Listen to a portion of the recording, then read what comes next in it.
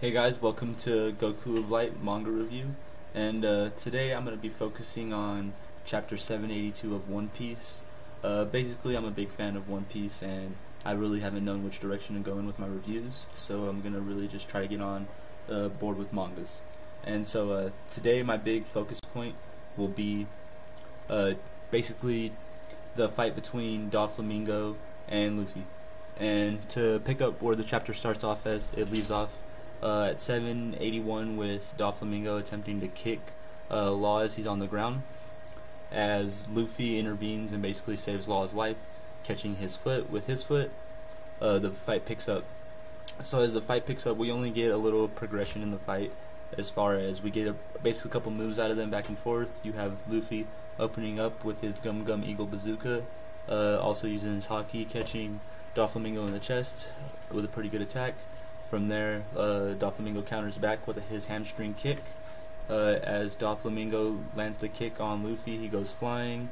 Treble uses his glue, or basically like I would say like Uzi body, to catch Luffy and trap him inside.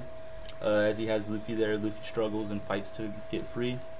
And this is an interesting part in the chapter because, as you see, none of Luffy's attacks have any effect on Treble. As the fight continues, you have Law speaking back, getting involved. He's on the ground, and he basically gets Treble and Doflamingo's attention by talking shit, referring to them as monsters, and basically being glad that he didn't join their crew. And as they hear this, they're pretty much offended because they think very highly of himself, large egos. Doflamingo thinks he's the king, or future pirate king, if you will, and Treble himself basically is considered an executive, but the main one responsible for grooming the king, or Doflamingo. And so as they hear Luffy talking shit, you have Treble attempting to attack him. You have flashbacks begin. Basically, it lets you see how Treble basically guided Doflamingo's decisions and really not necessarily manipulated him, but gave him the tools to become the monster he is. As he was this spoiled kid, lashing out, angry, everything else, Treble gave him the gun he needed that he used eventually to murder his father and everything else, and gave him the devil fruit powers that he has today. He also already had the 3 other executives with him, which leads you to wonder, what is Treble's true purpose or goal behind all of this? Did he really just want a king and live a good life, or did he have some bigger goal that he's trying to use Doflamingo for?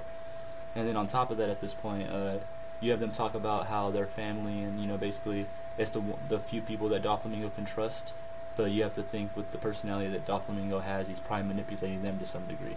So at some point you might have some kind of crazy fallout, unless they all just start to die to Luffy and his crew and a lot of the pirates. But if they do manage to survive the fight between the Straw Hat Pirates and Doflamingo's crew, you might have them turning on each other. So that'll be interesting to see. Basically, I really enjoyed the chapters where they toned down the Totanas and really the side characters, and this was one of those chapters. You only had maybe 2 pages of them. Towards the end you get a couple panels of them, but for the most part we have a fight, good progression for a little bit. As far as the pace of it, this isn't something that you really want to go through too fast. You want the fight to last as long as possible because it really sets up the anime for more content. So we look to let the fight last a couple weeks, hopefully, in my mind. So that's good that we had that flashback. Gives us a better understanding of Doflamingo.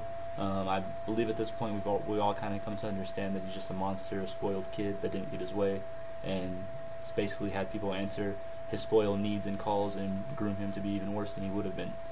And so yeah, I would rate it as a good chapter, give it an 8 out of 10. Overall, it's my first time doing one of the manga reviews, so I might have went a little fast through it.